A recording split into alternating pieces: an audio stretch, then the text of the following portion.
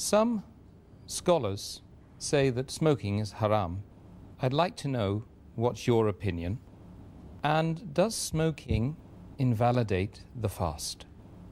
As far as smoking is concerned, several years before, when science hadn't advanced that far, most of the scholars used to say that smoking is makruh.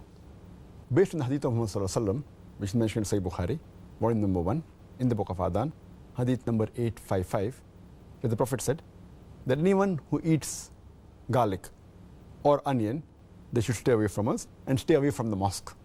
Prophet said that, don't come to the mosque after having garlic or onion because there's bad breath. When you are smoking, the breath is worse than onion or garlic. So based on this hadith, therefore garlic and onion doesn't become haram, it was makruh. So based on this hadith, scholars give the fatwa that smoking is makruh. But now, after science has advanced, we have come to know that smoking is nothing but it's a slow poisoning.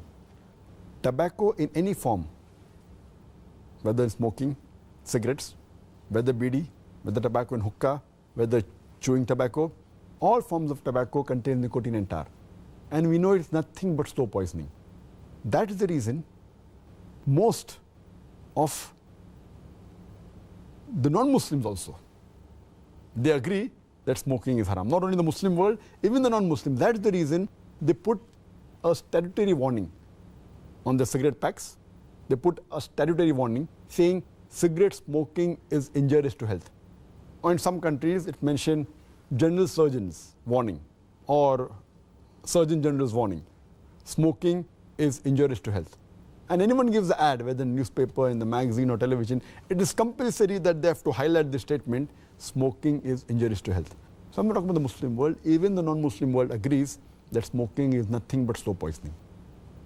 And today, according to statistics, the World Health Organization says that every year more than 4 million people die only because of smoking. And if you count the other forms of tobacco, it will be much more. And today medical science tells us, and even I had learned when I was doing my medicine in the medical college, that more than 90% of the lung cancer deaths are only due to smoking, whether cigarette or bidi or whatever it is.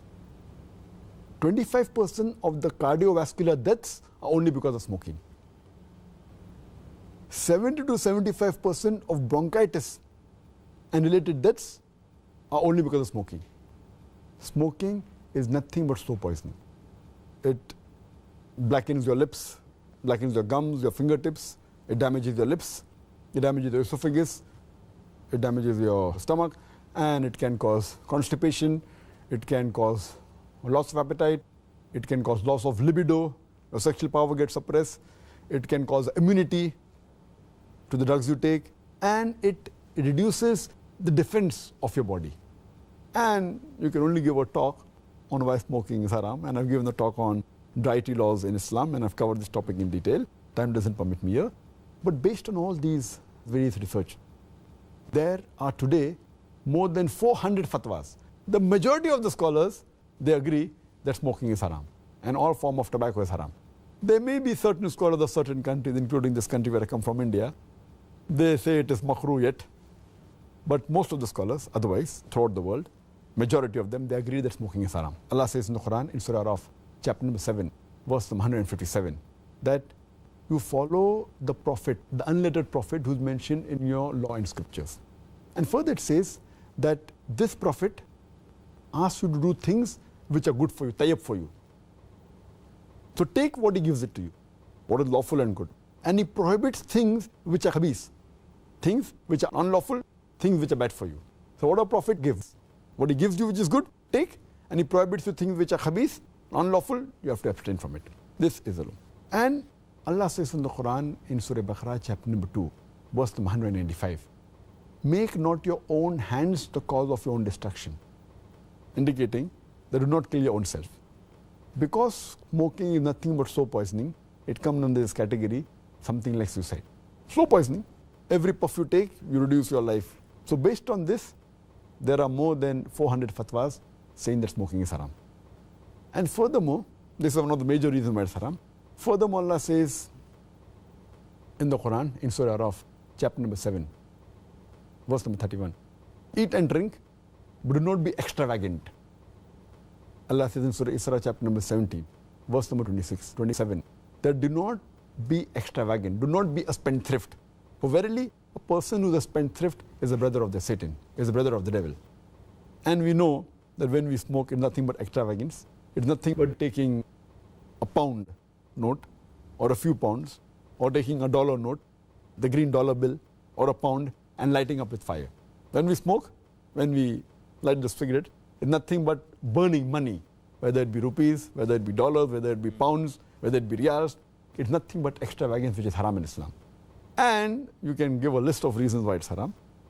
But just to cut it short, one more reason, that you cannot harm your own neighbor. You cannot harm your own brother. And in smoking, when you exhale out the smoke, it causes more damage to your neighbor. Passive smoking is more dangerous than active smoking. And the person who smokes, when he exhales out, if the person who's a neighbor inhales the smoke, it causes more damage to him than the person who smokes. That's the reason many countries like Singapore, etc., they've banned smoking in public places. In your personal house, you can do it. In public places, in government places, smoking has been banned. So based on this, it's haram. So smoking is haram. As far as the second part of the question is concerned, that does smoking invalidate the fast? Normally when a person smokes, the smoke goes into the lung, but there are some other particles also that go into the stomach. So when you smoke, besides the smoke going into the lungs, it also goes into the stomach, and there are some particles, there are some residual things.